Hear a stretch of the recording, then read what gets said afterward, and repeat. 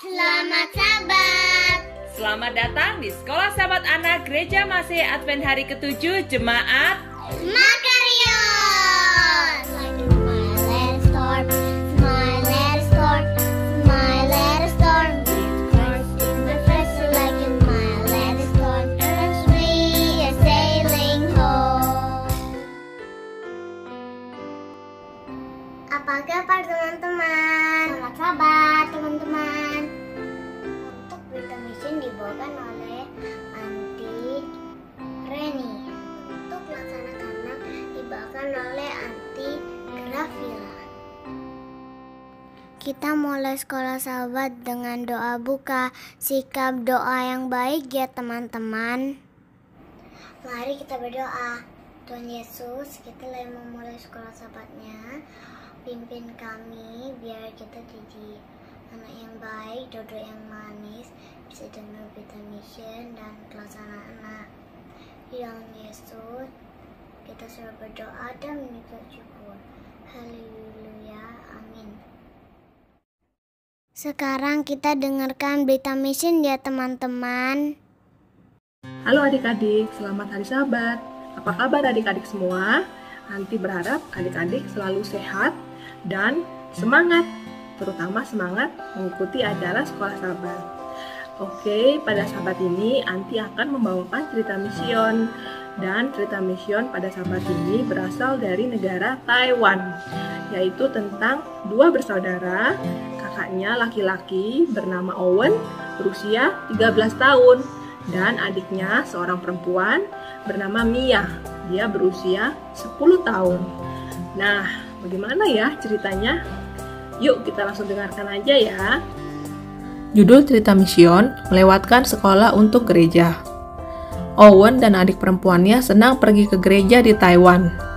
Anak-anak sangat mengasihi gereja sehingga mereka tidak keberatan melakukan perjalanan 1,5 jam untuk ke gereja setiap Sabat. Mereka bisa saja pergi ke gereja yang lebih dekat dengan rumah mereka, tetapi gereja itu tidak memiliki klub Pathfinder dan mereka menyukai Pathfinder. Sesekali, sekolah umum mereka mengadakan pertemuan olahraga besar pada hari Sabat. Owen dan Mia suka berlari dan melompat, tetapi mereka lebih mengasihi Tuhan.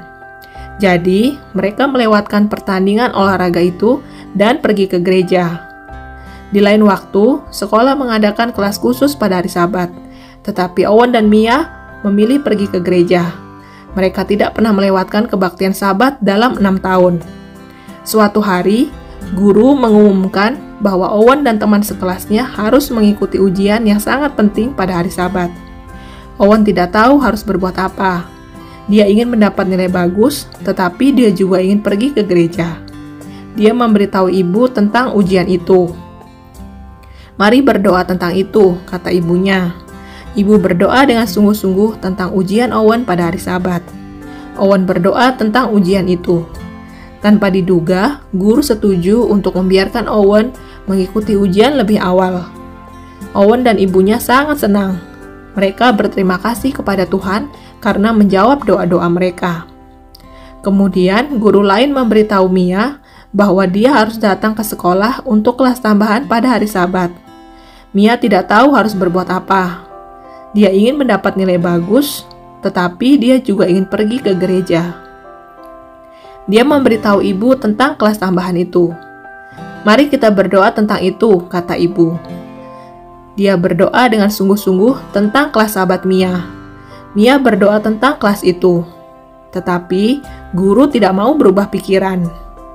"Anda perlu mengambil kelas ekstra karena itu akan membantu Anda meningkatkan tulisan tangan Anda," kata guru. "Jika kamu tidak hadir, saya akan memberimu banyak pekerjaan rumah tambahan agar kamu bisa meningkatkan tulisan tanganmu." Mia sangat kesal dan dia memberitahu ibu apa yang guru katakan. Ibunya merasa sedih untuk Mia. "Mia, apakah kamu ingin mendengarkan Tuhan atau guru?" kata ibu kepada Mia. Mia tahu perintah keempat, di mana Tuhan berkata, "Ingatlah dan kuduskanlah hari Sabat," di dalam Keluaran 20 ayat 8. Mia berdoa memohon bantuan Tuhan. Pada hari Sabat, Mia pergi ke gereja daripada ke sekolah. Dia bertanya-tanya apa yang akan guru katakan. Ketika dia kembali ke sekolah pada hari Senin, guru menatapnya dengan serius. Tetapi guru tidak mengucapkan sepatah kata pun. Guru bahkan tidak memberinya pekerjaan rumah tambahan untuk dikerjakan. Mia sangat senang. Ibunya pun sangat senang. Mia dan ibu bersyukur kepada Tuhan atas kebaikannya. Mia tidak lagi takut untuk memberitahu guru bahwa dia tidak boleh pergi ke sekolah pada hari Sabat. Owen dan Mia memiliki permintaan doa yang besar. Mereka meminta Anda dan anak-anak lain di seluruh dunia yang mendengar cerita mereka untuk mendoakan ayah mereka. Meskipun ayah mereka membacakan Alkitab kepada mereka setiap malam dan mengantar mereka ke gereja setiap Sabat, dia belum memberikan hatinya kepada Yesus. Owen dan Mia berharap dia akan dibaptis. Maukah kamu berdoa untuk ayah Owen dan Mia? Meskipun Owen dan Mia mengasihi Yesus, banyak penduduk asli Taiwan lainnya yang belum mendengar tentang dia. Bagian dari persembahan Sabat ke-13 triwulan ini akan membantu menyebarkan Injil kepada kelompok penduduk asli di Taiwan. Terima kasih telah merencanakan persembahan yang murah hati. Waktunya kita dengarkan cerita anak-anak. Halo, selamat Sabat anak-anak. Ketemu lagi di hari Sabat ini di kelas Sekolah Sabat Kindergarten. Cerita Sekolah Sabat kita hari ini berjudul Tangan Penolong. Ayat hafalannya terdapat dalam Amsal 14 ayat 21. Begini bunyinya. Berbahagialah orang yang menaruh belas kasihan kepada orang yang menderita. Nanti ulangi sekali lagi ya. Amsal 14 ayat 21. Berbahagialah orang yang menaruh belas kasihan kepada orang yang menderita. Yuk kita sama-sama dengerin yuk cerita Sekolah Sabatnya. Apakah kamu pernah melakukan sesuatu yang baik pada seseorang? Bagaimanakah kamu membuat mereka merasakannya? Bagaimanakah perasaanmu? Dorcas berbuat banyak kebaikan pada orang lain, dan Allah memperhatikan dia dengan cara yang ajaib. Halo temanku yang muda, namaku Tabita. Itu adalah nama Aramku, tetapi beberapa orang memanggilku Dorcas, nama Yunaniku. Kau dapat memanggilku dengan salah satu dari dua nama itu. Sejak aku belajar tentang Yesus dan menjadi seorang Kristen, aku ingin menolong orang seperti yang dilakukan Yesus. Ketika seseorang sedang sakit, aku datang untuk menjenguk mereka. Aku selalu memberi sedikit makanan dan kadang-kadang memberikan mereka selimut yang hangat. Jika rumah mereka perlu dibersihkan, aku akan melakukannya juga. Aku selalu berdoa dengan mereka dan kadang menyanyikan lagu gembira tentang Yesus untuk mereka. Orang yang malang membutuhkan bantuanku juga, janda-janda khususnya. Mereka seorang yang tanpa suami untuk menolong mereka. Aku suka menjahitkan baju yang baru untuk mereka. Aku sangat menyukai anak-anak. Jika ada yang sakit atau tidak punya orang tua, aku akan memberikan mereka lebih banyak waktu untuk bersama dengan mereka. Aku memberikan mereka pelukan dan mendengarkan segala keluhan yang mereka bicarakan. Kadang-kadang, aku mengajarkan mereka bernyanyi atau bercerita kepada mereka cerita tentang Yesus. Sekarang aku tahu bagaimana sibuknya Yesus menolong orang. Ketika kau benar-benar melihat, kau akan selalu menemukan seseorang yang membutuhkan pertolongan. Aku suka membahagiakan orang lain, tetapi bagian yang paling terbaik adalah aku mendapatkan banyak kebahagiaan juga. Beberapa waktu yang lalu, terjadi sesuatu yang sangat hebat pada diriku. Tetapi permulaannya bukan sesuatu yang hebat. Aku sakit keras. Aku menderita sakit parah yang menyebabkan kematian. Aku sudah menceritakannya pada teman-temanku dan mereka sangat sedih. Teman kami, Petrus, kebetulan tiba di dekat kota. Seseorang mengabarinya dan dia datang dengan cepat. Teman-temanku menangis. Mereka menunjukkan kepadanya baju yang kubuatkan untuk mereka. Mereka menceritakan bagaimana aku menolong mereka. Itu sangat manis, tapi pikirku, hal itu membuatku malu jika aku mendengarkan cerita mereka mengenai aku. Aku diberitahu bahwa Petrus mendoakanku. Aku hanya ingat ketika tiba-tiba aku melihat Petrus berdiri di sebelahku. Aku sangat terkejut menyadari aku dapat bangun. Ia menarik aku dengan tangannya dan menuntun aku menuju ruangan sebelah, di mana banyak orang sedang menangis. Semua orang melihat dengan terkejut. Kemudian mereka bersorak dengan penuh kegembiraan. Aku benar-benar tidak menyadari apa yang telah terjadi. Tetapi berita tentang keajaiban menyebar dengan cepat, dan banyak orang yang menjadi percaya pada Yesus.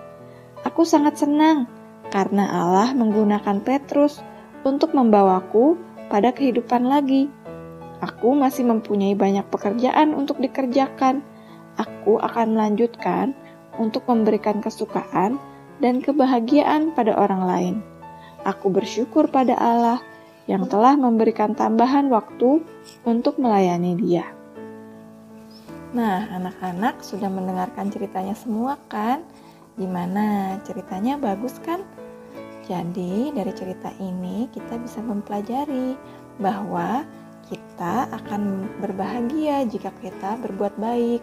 Jadi, anak-anak yang ada di sini, jangan lupa ya, kalau ada temannya yang membutuhkan pertolongan, kita tolong. Karena dengan berbuat baik, kita akan berbahagia. Terima kasih sudah mengikuti Sekolah Sahabat Kindergarten pada hari Sabat ini. Sampai ketemu di hari-hari Sabat berikutnya. Dadah! Teman-teman, ayo kita dengarkan lagu pujian.